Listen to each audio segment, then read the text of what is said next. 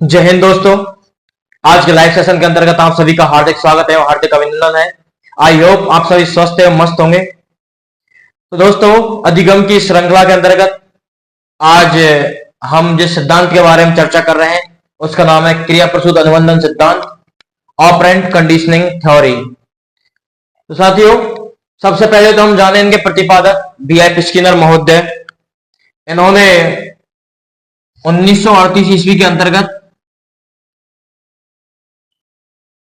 Harvard विश्वविद्यालय में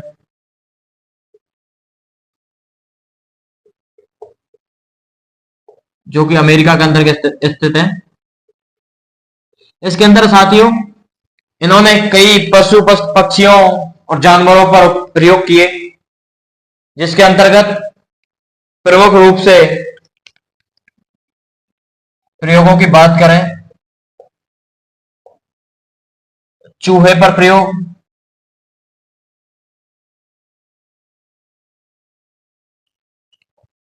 और कबूतर पर प्रयोग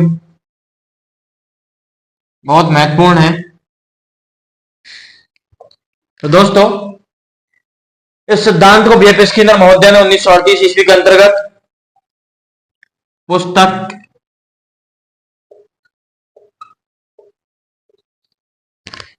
3 की साइंस इज ह्यूमन बिहेवियर,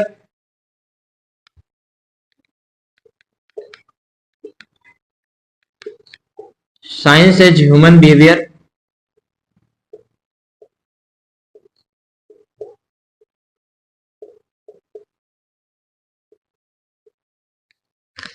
इसके अंतर्गत साथियों इन्होंने प्रयोग किया। सबसे पहले हम चूहों पर प्रयोग है इसके बारे में विस्तृत चर्चा करते हैं साथियों। सबसे पहली बात तो जो क्रिया प्रसूत अनुबंधन सिद्धांत है, सबसे पहले हम जानेंगे क्रिया प्रसूत होता क्या है। तो साथियों, स्किनर महोदय के अनुसार वह व्यवहार जिसमें उद्दीपक की जानकारी नहीं होती है, अर्थात इसके अंतर्गत एक बॉक्स जिसका नाम स्किनर बॉक्स है, इसमें साथियों एक चूहे को बंद कर देते हैं,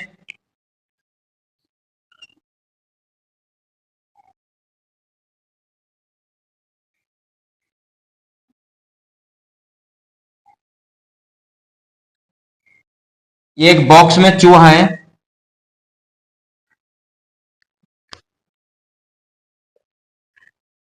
तदुपरांत साथियों एक इस बॉक्स के अंतर्गत एक लीवर बना देते हैं। ये लीवर बटन जो भी हम कहें लीवर रख देते हैं इसके अंतर्गत।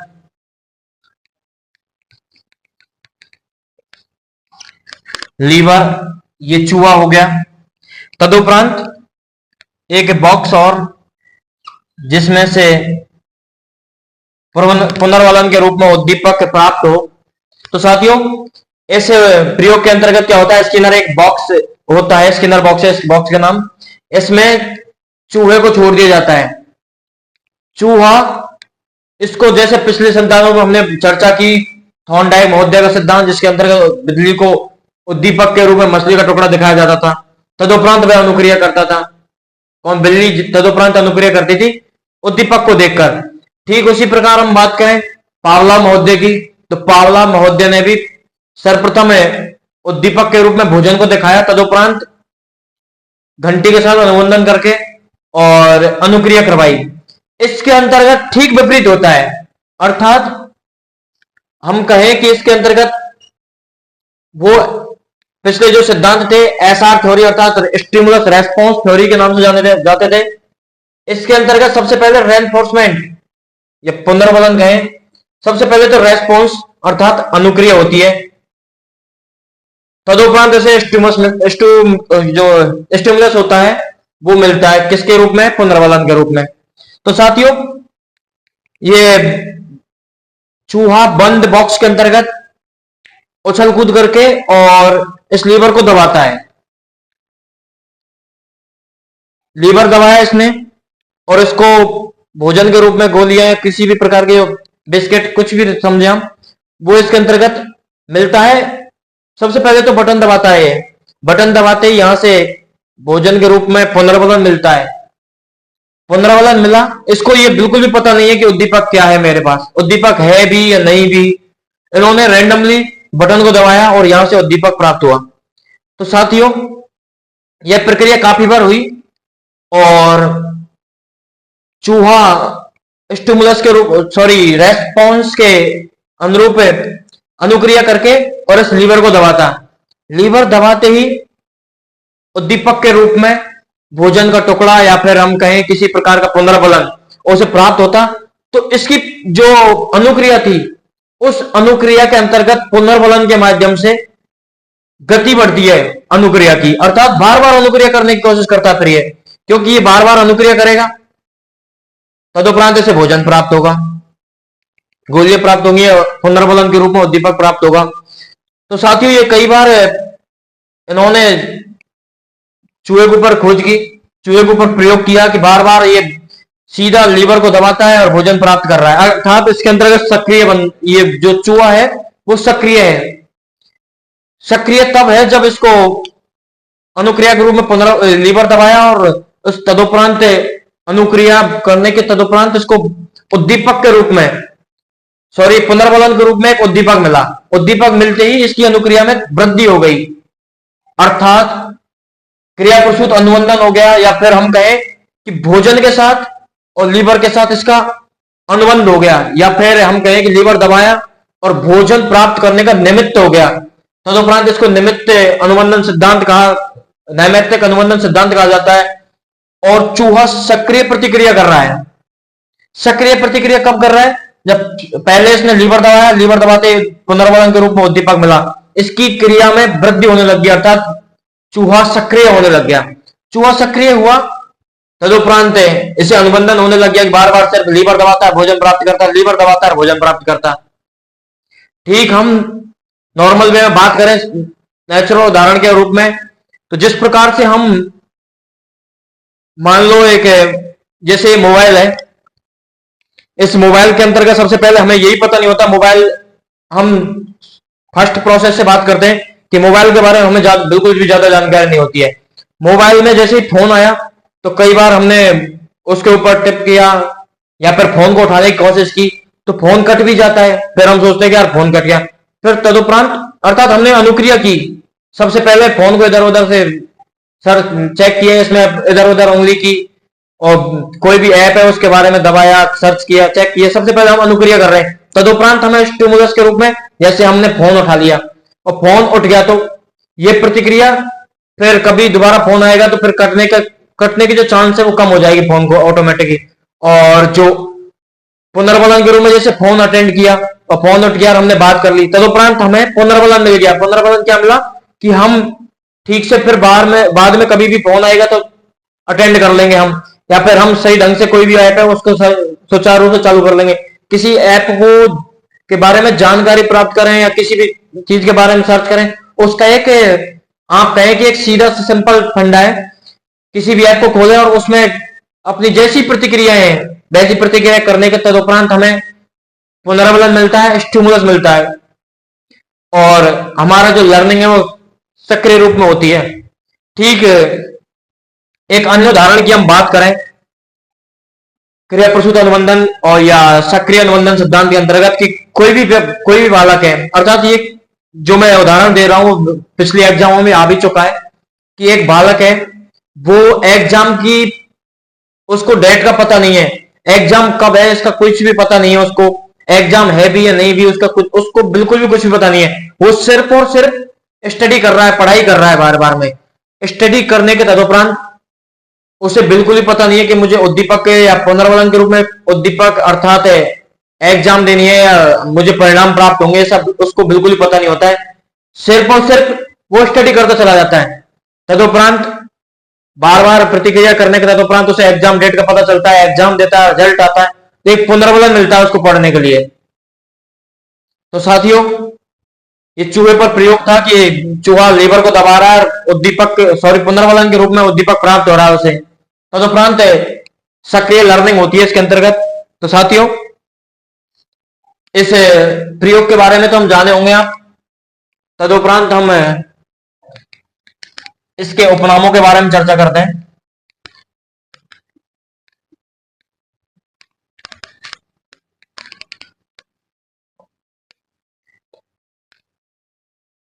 उपनाम।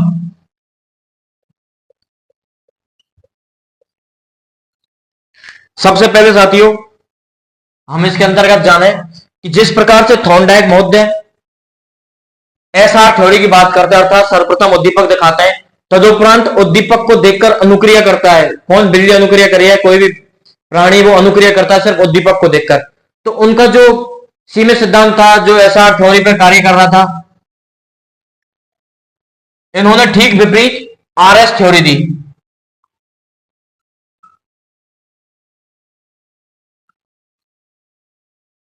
आरएस थ्योरी अर्थात सबसे पहले तो रेस्पॉन्स,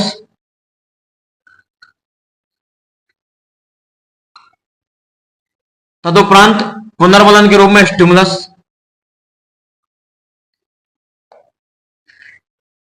तो आरएस थ्योरी हुआ एक उपनाम इसका।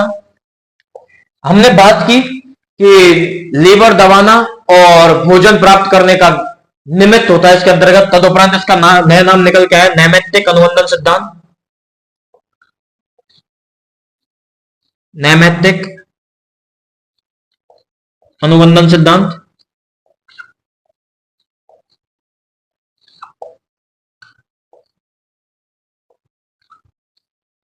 या हम कहें साधनात्मक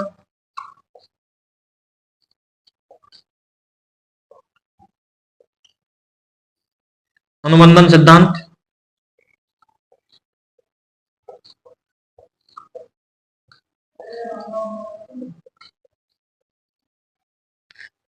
साथियों इसके साथ ही हमने एक नेक्स्ट उपनाम के बारे में चर्चा की थी कि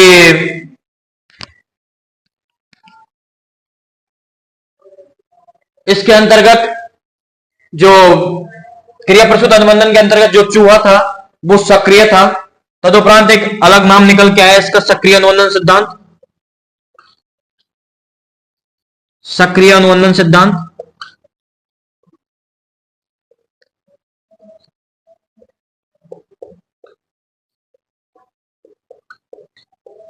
अर्थात चूहा सक्रिय था। सक्रिय कैसे था कि वो सबसे पहले वो प्रतिक्रियाएं करता है, अर्थात उछल कूद करता है, लीवर पे पैर रखता है और पुनर्वलन के रूप में स्टिमुलस प्राप्त करता है। तो ये है कि सक्रिय प्रक्रिया थी।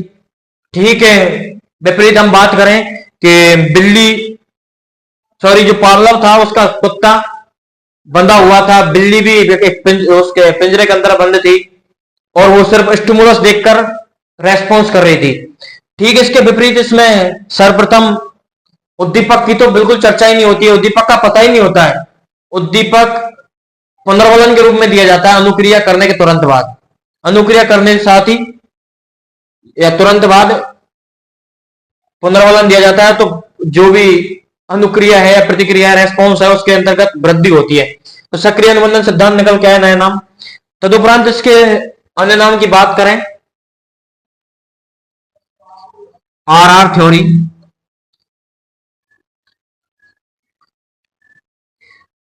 आर से रेस्पॉन्स,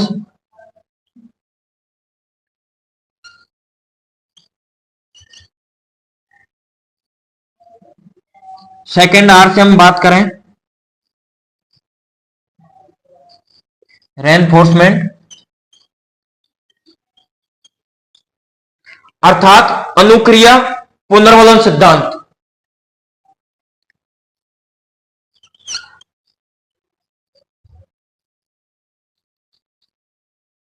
अनुक्रिया पुनर्वलन सिद्धांत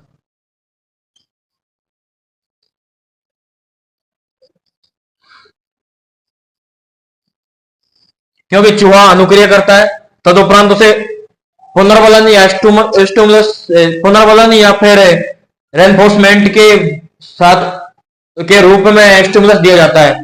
तो इसका नाम हुआ response, sorry, response reinforcement theory, जैसे आरआर थ्योरी भी कहा जाता है। तो साथियों हमने उपनामों के बारे में विस्तृत चर्चाएं की। तदुपरांत हम चर्चा करते हैं, इसके प्रयोग का भी हमने जिक्र कर लिया है, उपनाम जान लिया हमने। तदुपरांत कुछ शब्दावली के बारे में चर्चा करते हैं साथियों।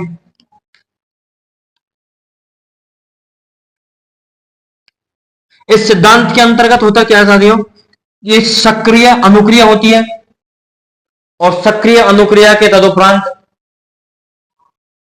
उसे पुनर्वलन दिया जाता है। पुनर्वलन के तदुपरांत अर्थात पुनर्वलन के रूप में स्टिमुलस दिया जाता है, और स्टिमुलस मिलते ही अर्थात इसकी जो प्रकृति है तुरंत के तुरंत, मतलब जो हमने अनुक्रिया कर दी तो उसके साथ ही हमें पुनर्वलन के रूप में स्टिमुलस दिया जाता है, तो अनुक्रिया में वृद्धि हो जाती है, या फिर हम साइंस की लैंग्वेज में कहें इसको तो इसके अंतर्गत स्किनर महोदय क्रिया प्रसूत जो अनुक्रिया है, जिसके बाद मतलब सबसे पहले क्रिया प्रसूत अनुक्रिया रेस्पॉन्स करता है चूहा या फिर कोई प्राणी, तदुपरांत उसे पुनर्वलक उद्दीपक रेनफोर्समेंट स्टिमुलस दिया जाता है, जो कि सकारात्मक भी हो सकता है, नकारात्मक भी हो सकता है। उसको देने के मतलब उसको दे देते हैं ना पुनर्वलक उद्दीपक को, तदुपरांत उसका प्रभाव या तो कम हो जाता है, मतलब जो देरी कर दी हमने पुनर्वलन की, पुनर्वलन को ठीक टाइम के एक निश्चित समय के तदुपरांत दिया, जैसे कि आज कोई किसी बच्चे से हमने क्वेश्चन पूछा या फिर हमने कहा कि आज टेस्ट लेंगे हम, और टेस्ट लिया आज, उसका परिणाम हमने जैसे कल जारी कर दिया, तदुपरांत उसका 3-4 महीने बाद यदि हम कोई पुरस्कार रूप में जैसे पेन देते हैं या फिर कोई पुरस्कार रूप में राशि देते हैं या फिर शील्ड देते हैं, कुछ भी चीज देते हैं, तो 3 महीने बाद यदि किसी भी रिजल्ट का हमने पुनर्वलन दिया, तदुपरांत वो ज्यादा सक्रिय नहीं रहेगा। सक्रिय क्यों नहीं रहेगा, क्योंकि एक निश्चित अवधि के समय अंतराल या निश्चित जो अनुपात होता है उसमें ही यदि रेनफोर्समेंट दें, पुनर्वलन दें, तो उसकी क्रिया है वो दुगनी स्पीड से बढ़ेगी या फिर उसमें वृद्धि होगी क्रिया में। तदुपरांत हम विशेष या फिर इंपॉर्टेंट फैक्टों की चर्चा करें, इंपॉर्टेंट शब्दावली की चर्चा करें।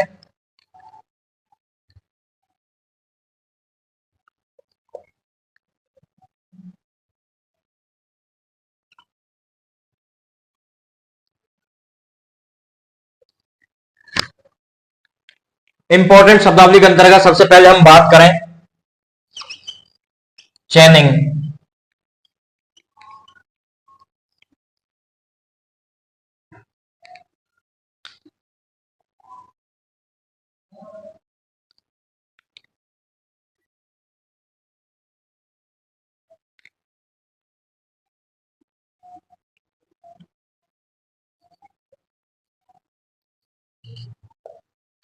चैनिंग साथियों, सबसे पहले हम चर्चा कर रहे हैं चैनिंग की। चैनिंग होता क्या है? चैनिंग, इसे ही हम श्रृंखला कहते हैं।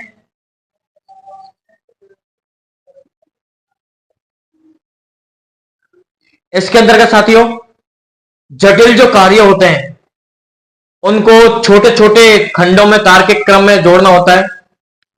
इसको हम थॉर्नडाइक महोदय के आंशिक क्रिया के नियम के अनुसार भी जान सकते हैं, अर्थात इसके अंतर्गत जो जटिल कार्य होते हैं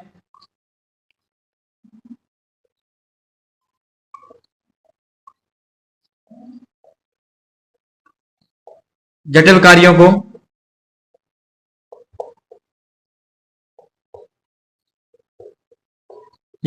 को छोटे छोटे और जो खंड होते हैं उनमें तार्किक क्रम में जोड़ना होता है।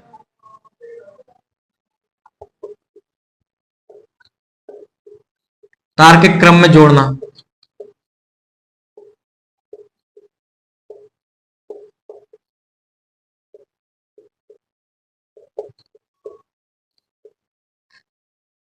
अर्थात बच्चे को कोई भी जटिल कार्य है उनको छोटे छोटे खंडों में विभाजित करके और उसे प्रदान किया जाए तो अनुक्रिया में वृद्धि भी होती है।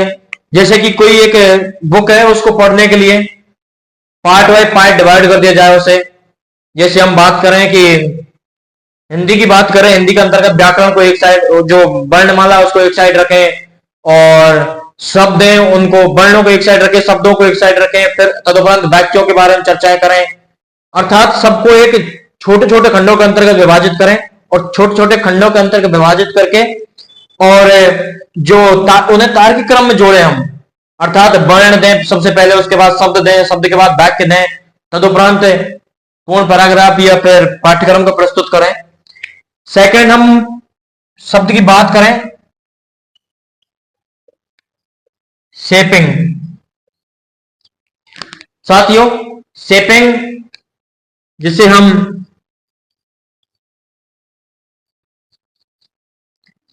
आकृतिकरण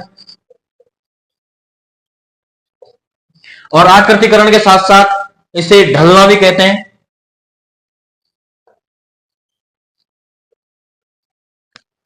इसके अंतर्गत साथी होता क्या है कि इसमें जो वांछित अनुक्रियाएं होती हैं, अर्थात जो बार बार अनुक्रियाएं कर रहा है चूहा या फिर कोई प्राणी, उसके अंतर्गत पुनर्वलित करना या फिर पुनर्बलन देना। और इसका हम शॉर्ट उदाहरण समझे कि एक बालक के व्यवहार के में जो वांछित परिवर्तन लाने के लिए जो पुनर्बलन का आंशिक प्रयोग करना है, जैसे चैनिंग में होता था, इसके अंतर्गत तो तार्किक क्रम में जोड़ देते थे हम। इसके अंतर्गत साथियों पुनर्बलन को बच्चे के हिसाब से देना है, अर्थात इसमें वांछित अनुक्रियाओं को पुनर्वलित करना होता है। नेक्स्ट शब्द की हम बात करें, शेपिंग के बाद में आता है वंचन।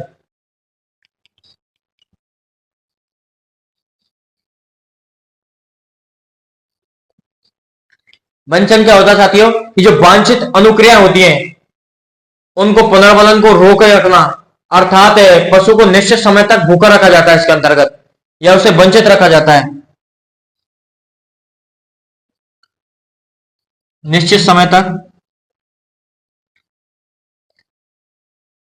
पुनर्बलन को रोके रखना।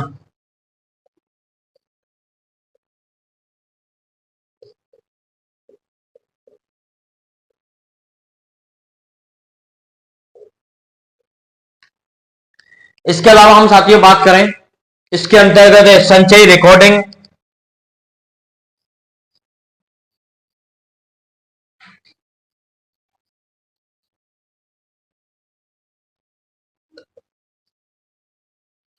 संचय रिकॉर्डिंग होती क्या है साथियों, जो भी स्किनर महोदय ने प्रयोग किया था चूहे के ऊपर, उसके अंतर्गत क्या किया था उन्होंने कि चूहे के जो बॉक्स था, चूहे का जो स्किनर बॉक्स कहा जाता है, बॉक्स के अंतर्गत एक ऐसी रिकॉर्डिंग का जो यंत्र होता है वो रखा, जिसके अंतर्गत चूहे की जो प्रतिक्रिया है या फिर जो अनुक्रिया है, उसकी अनुक्रिया, जो लीवर को दबा रहा है वो क्या किस प्रकार से लीवर को दबा रहा है, फिर भोजन प्राप्त कर रहा है, उसमें कितनी क्या दर है, कितनी बार दबा रहा है, वो सही दबा रहा है नहीं दबा रहा है, उसकी सारी रिकॉर्डिंग की जाती है इसके अंतर्गत। तो साथियों, जो कुछ इंपॉर्टेंट शब्द थे उनके बारे में आपने जाना। चैनिंग क्या होती है, चैनिंग की हम बात करें कि चैनिंग एक इसे श्रृंखला भी कहते हैं। इसके अंतर्गत जटिल कार्यों को छोटे छोटे खंडों में तार्किक क्रम में जोड़ना होता है। तदुपरांत हमने बात की शेपिंग की, आकृतिकरण या ढलना की। इसके अंतर्गत वांछित अनुक्रियाओं को पुनर्वलित करना, अर्थात बालक के जो व्यवहार में वांछित परिवर्तन लाने के लिए पुनर्बलन का आंशिक प्रयोग करना शेपिंग कहलाता है। इसके अंतर्गत पुनर्बलन का न्याय संगत प्रयोग किया जाता है। न्याय संगत कैसे, जैसे एक क्लास के अंतर्गत 5 बालक हैं, उनसे हमने एक से क्वेश्चन पूछा, हमने उसने 9 क्वेश्चन सही, 10 क्वेश्चन पूछे तो हमने 9 क्वेश्चन सही बता दिए, एक ने 5 क्वेश्चन सही बता दिए, एक ने 2 क्वेश्चन सही बता दिए, एक ने 1 से क्वेश्चन सही बता दिया। इसके अंतर्गत निश्चित पुनर्बलन या फिर हम कहें कि न्याय संगत पुनर्बलन देना होता है। न्याय संगत कैसे देना होता है कि जो 9 बता रहा है क्वेश्चन, उसको एक अलग ढंग से या विशेष प्रकार का पुनर्बलन दें, अर्थात उसे हम शाबाशी के रूप में या फिर पुरस्कृत कर सकते हैं। ठीक उसी प्रकार जिसने 2 बताए उसको भी हमें डिमोटिवेट नहीं करना है, उसको पुनर्बलन तो देना है। पुनर्बलन उसके अंतर्गत है, पुनर्बलन के रूप में नकारात्मक पुनर्बलन दे सकते हैं हम, या सकारात्मक। नकारात्मक कैसे, नकारात्मक पुनर्बलन की हम बात करें, नकारात्मक पुनर्बलन के अंतर्गत जैसे एक बच्चा खाना नहीं खा रहा है, उसको क्या करते हैं कि उसे डराते हैं हम कि या तो उसको कुत्ता को उसके सामने रख देते हैं, उससे बोलते हैं कि या तो खाना खा, नहीं तो हम कुत्ते को खिला देंगे तेरे को। ऐसी कुछ बातें बोली जाती है, उससे क्या करता है बच्चा डर जाता है, कि मुझे कुत्ते को मेरे से दूर ले जाओ, मैं खाना खा लूंगा, या ऐसी कोई प्रतिक्रियाएं कर लूंगा मैं। तो साथियों, शेपिंग के बारे में आपने जाना। तदुपरांत बात की हमने वंचन की। वंचन होता क्या साथियों? इसमें निश्चित समय तक पुनर्वलन को रोके रखना होता है। अर्थात कोई भी पशु होता है उसको भूखा रखा जाता है निश्चित समय तक के लिए, वो वंचन कहलाता है। संचय रिकॉर्डिंग की बात की हमने। संचय रिकॉर्डिंग के अंतर्गत एक विशेष प्रकार का यंत्र होता है जो प्रयोग के अंतर्गत जो भी हमने स्किनर बॉक्स था, शायद जो स्किनर था इसने स्किनर बॉक्स से प्रयोग किया था, उसके अंतर्गत एक रिकॉर्डिंग का ऐसा यंत्र रखा था जिससे कि मनुष्य की या फिर जो भी जानवर है उसकी प्रतिक्रियाएं निश्चित दर है नहीं, प्रतिक्रिया के अंतर्गत निश्चित समयांतराल में कार्य कर रहा है, सही दृष्टिकोण से कार्य कर रहा है नहीं कर रहा है, इसके अंतर्गत चर्चाएं की जाती है।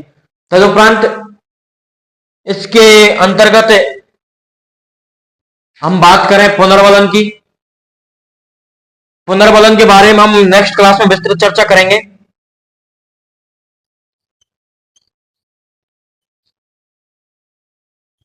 क्योंकि पुनर्वलन एक इंपॉर्टेंट फैक्ट है।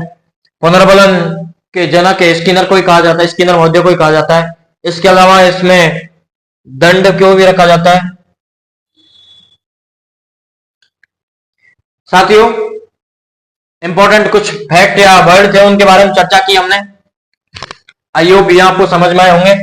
तदुपरांत हम बात करते हैं कि जो सिद्धांत था ये बीएफ स्किनर महोदय का, ब्यूरस फेडरिक महोदय का, जिसके अंतर्गत उन्होंने हार्वर्ड विश्वविद्यालय के अंतर्गत चर्चाएं की थी, खोज की थी, जो शोध किया था अपनी पुस्तक को, जो कि 1938 के अंतर्गत science as a human behaviour के अंतर्गत प्रकाशित किया।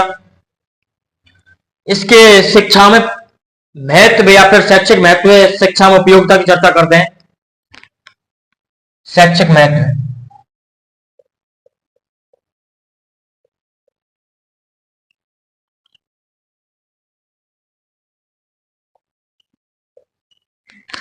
सबसे पहले साथियों इसके अंतर्गत शब्द भंडार में वृद्धि होती है।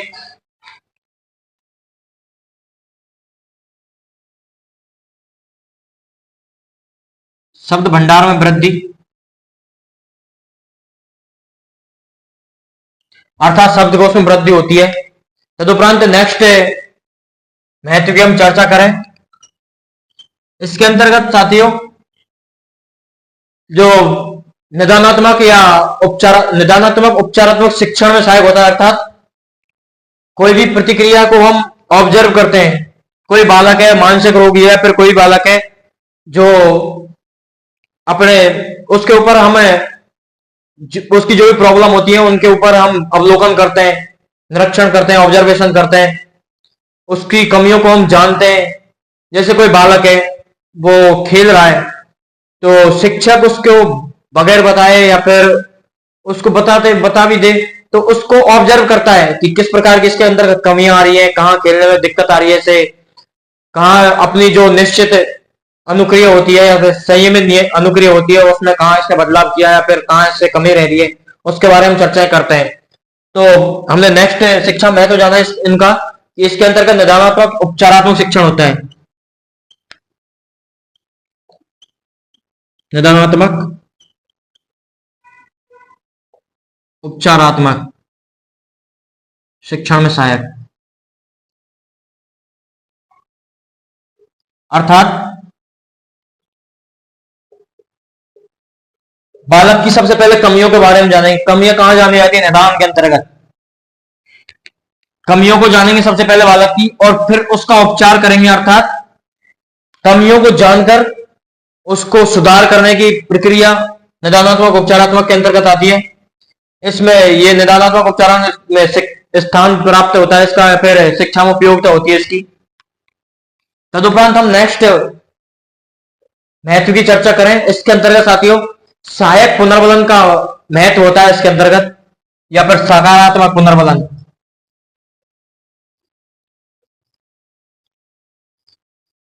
सकारात्मक पुनर्वलन का महत्व होता है इसके अंतर्गत।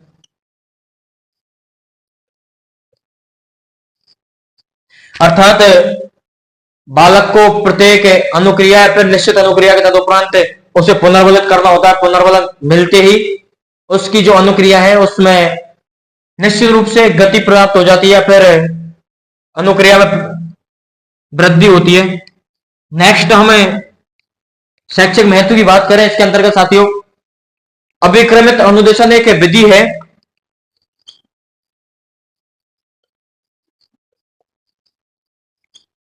अभिक्रमित अनुदेशन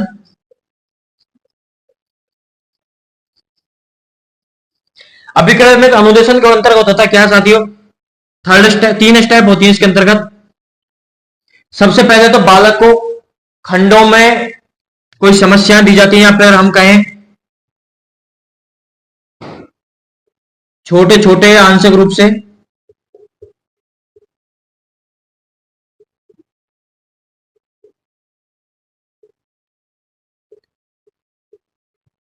समस्या उपस्थित की जाती है।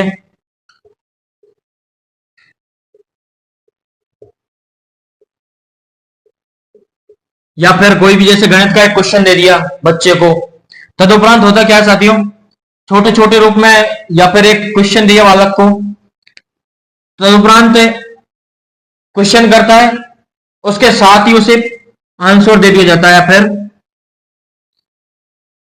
उस समस्या का समाधान बता दिया जाता है।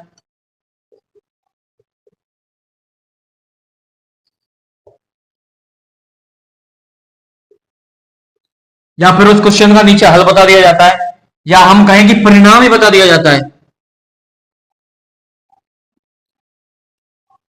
और परिणाम बताते ही बालक की तीसरी स्टेज क्या होती है कि उसको पुनर्बलन मिल जाता है, अर्थात अनुक्रिया को बार बार दोहराने लग जाता है वो। इसके अंतर्गत पुनर्बलन किया दिया उसे, पुनर्बलन के रूप में समस्या समाधान बता दिया, फिर परिणाम बता दिया।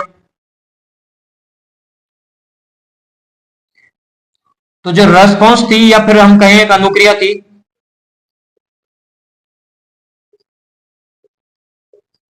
इसके अंतर्गत वृद्धि हो जाती है। अभिक्रमित अनुदेशन विधि के बारे में चर्चा की हमने कि इसके अंतर्गत छोटे छोटे आंशिक रूप से समस्या उपस्थित कर दी जाती है, तदुपरांत पुनर्बलन के रूप में इसका समाधान बता दिया जाता है कि परिणाम बता दिया जाता है। परिणाम बताते ही या फिर समस्या समाधान करते ही उसको अर्थात ये पुनर्बलन मिलता है, पुनर्बलन मिलते ही उसकी अनुक्रिया में वृद्धि हो जाती है।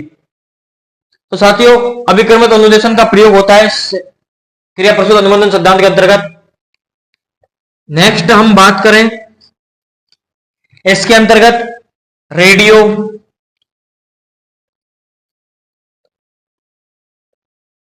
टीवी, या हम कहें कि कंप्यूटर या टेलीविजन और कैमरा,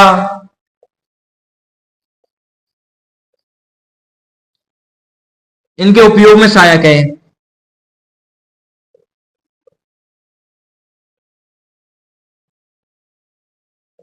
अर्थात जैसे कि एक टीवी का रिमोट है हमारे पास में, हम टीवी को चला रहे हैं, स्विच ऑन किया उसका, तदुपरांत रिमोट से हमें पहले तो पता नहीं होता है कि रिमोट में किस बटन से क्या करना है। जैसे नॉर्मल ऑन ऑफ का देखा, इसके तदुपरांत और भी सारे बटन होते हैं, चैनल उसमें क्या क्या है, कहां पे चैनल है, उनको जानने के लिए हमें क्या करना होता है कि एक निश्चित अनुक्रिया करनी होती है। अनुक्रिया के साथ में पुनर्बलन के रूप में बटन दबाते हैं, तो पुनर्बलन के रूप में जो हमें चाहिए या फिर जो भी न्यूज चलानी हो हमें, या फिर टीवी को जिस प्रकार से हमें चलाना हो, आवाज वॉल्यूम बढ़ानी हो घटानी हो, चैनल चेंज करना हो, या फिर जो टीवी है उसको ऑन ऑफ करना हो, या फिर और कोई उसमें गेम खेलना हो, किसी प्रकार की हम चर्चा उसमें किस प्रकार से जानकारी प्राप्त करते हैं कि पुनर्बलन के रूप में हम सबसे पहले तो अनुक्रिया के रूप में हम बटन दबाते हैं, बटन दबाते ही पुनर्बलन के रूप में स्टिमुलस की प्राप्ति होती है, अर्थात जो अनुक्रिया होती है उसका पुनर्बलन मिलता है। हमें किस प्रकार पुनर्बलन मिलता है कि जो हमने सर्च किया वो हमें निकल के आगे सामने आ गया। तदुपरांत हमारी अनुक्रिया में वृद्धि होती है, अनुक्रिया में वृद्धि होते ही और जो अनुक्रिया होती है उसमें सुधार आता है, हम बार बार में ठीक ढंग से अनुक्रिया करते हैं। वॉल्यूम का बटन कौन सा है, वो वॉल्यूम का बटन दबाते हैं, चैनल चेंज करना है तो कौन सा बटन दबाना है, वो बटन दबाते हैं हम। तो साथियों इसके अंतर्गत रेडियो, टीवी या कैमरा का उपयोग में सहायक है।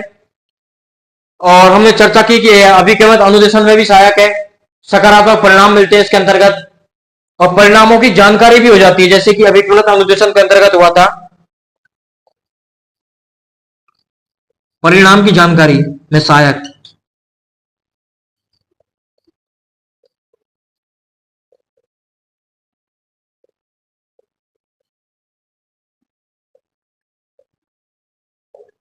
तो दोस्तों, परिणाम की जानकारी में सहायक कैसे होता है? इसके अंदर व्यक्तियों को परिणामों की जानकारी हो, उसके सीखने के जो भावी व्यवहार पर प्रभाव पड़ता है इसके अंतर्गत, या फिर परिणाम पुनर्वलन के रूप में अनुक्रिया करते ही परिणाम दिखा दिया जाता है, उसे पुनर्वलन दे दिया जाता है, तो उसकी अनुक्रिया में वृद्धि होती है, प्रक्रिया में वृद्धि होती है। दोस्तों, हमने बात कर ली क्रिया प्रस्तुत अनुबंधन सिद्धांत के बारे में, ऑपरेंट कंडीशनिंग थ्योरी, जो कि अमेरिका के बीएफ स्किनर, ब्यूरस फ्रेडरिक स्किनर महोदय ने दी थी। इसे 1938 ईस्वी के अंतर्गत हार्वर्ड विश्वविद्यालय में शोध किया था चूहे के ऊपर, जिसको बुक अपनी साइंस ह्यूमन बिहेवियर के अंतर्गत प्रकाशित किया 1938 ईस्वी के अंतर्गत। इसके अंदर साथियों हमने चर्चाएं की थी सिद्धांत के बारे में, किस प्रकार से चूहे को एक बॉक्स के अंतर्गत रखा जाता है, बॉक्स में एक लीवर होता है, तो लीवर वो दबाता है या फिर प्रतिक्रिया करता है उसके अंतर्गत, चूहा प्रतिक्रिया करते ही लीवर दबाता है, लीवर दबते ही स्टिमुलस के रूप में या फिर हम कहें रेनफोर्समेंट के रूप में उद्दीपक हमें उसे प्राप्त होता है, या फिर कोई भोजन प्राप्त होता है। भोजन प्राप्त होते ही उसकी अनुक्रिया में वृद्धि हो जाती है ऑटोमेटिकली। यह प्रयोग था इनका। तदुपरांत इसके जो भी हमने उपनाम थे उनके बारे में जाना कि ये सक्रिय अनुबंधन सिद्धांत किस प्रकार से है। इसके अंतर्गत जो चूहा है वो सब पहले ही सक्रिय रहता है, प्रतिक्रियाएं करता है, लीवर दबाता है, फिर उद्दीपक प्राप्त करता है। तदुपरांत कार्यात्मक प्रतिबद्धता सिद्धांत का इससे हमने रेस्पॉन्स रेनफोर्समेंट थ्योरी कहा इसको। तदुपरांत हमने नैमित्तिक अनुबंध सिद्धांत कहा, अर्थात इसमें लीवर दबाना और भोजन प्राप्त करने का निमित्त होता है। इंस्ट्रूमेंटल कंडीशनिंग थ्योरी जिसको हम कहते हैं, आरएस अनुबंधन सिद्धांत, या फिर जो थॉर्नडाइक महोदय का स्टिमुलस रेस्पॉन्स था, अर्थात जो बीएफ स्किनर महोदय इन्होंने अनुक्रिया सामान्यीकरण पर बल दिया।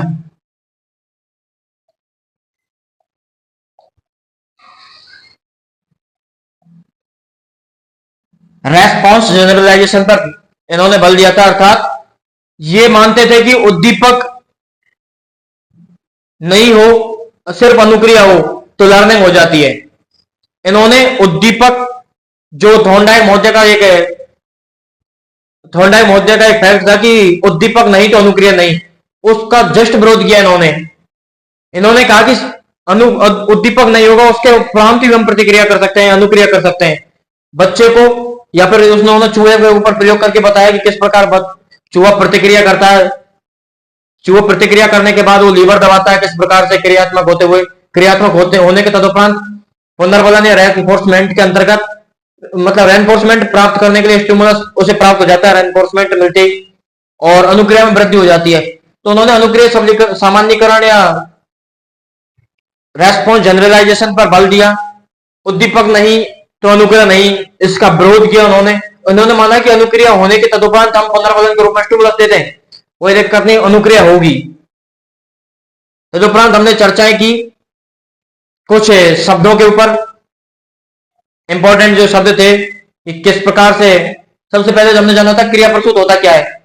तो क्रिया प्रसूत के अंतर्गत हमने जाना कि यह व्यवहार जिसमें उद्दीपक की जानकारी नहीं होती है, अर्थात उसे किसी प्रकार का उद्दीपक दे दिया जाता है अनुक्रिया करने के तदुपरांत। इसके अलावा हमने आरएस थ्योरी के बारे में चर्चा कर ली, किस प्रकार से रेस्पॉन्स तदुपरांत स्टिमुलस दिया जाता है। तदुपरांत हमने चैनिंग, सैपिंग, वंचन, संचय, रिकॉर्डिंग के बारे में चर्चाएं की। तदुपरांत हमने चर्चा की शैक्षिक महत्व की। इसके अंतर्गत साथियों यह शब्द भंडार में वृद्धि करता है, वोकैब सुधारता है। तदुपरांत हमने चर्चा की निदानात्मक उपचारात्मक शिक्षण में सहायक, अर्थात बालक की कमजोरियों के बारे में जानकारी प्राप्त कर और कमजोरियों का समाधान करता है। निदान अर्थात किसी भी समस्या का जो समाधान है, जो किसी भी प्रकार की समस्या है, अर्थात हम डॉक्टर के पास गए तो डॉक्टर हमसे पूछता है कि आपको क्या प्रॉब्लम है, आपने खाना क्या खाया था शाम को, फिर आप कहाँ गए थे, घूमे थे, या फिर किस प्रकार का आपने भोजन किया, किस प्रकार के पानी पिया, किस प्रकार की क्रियाएं की आपने।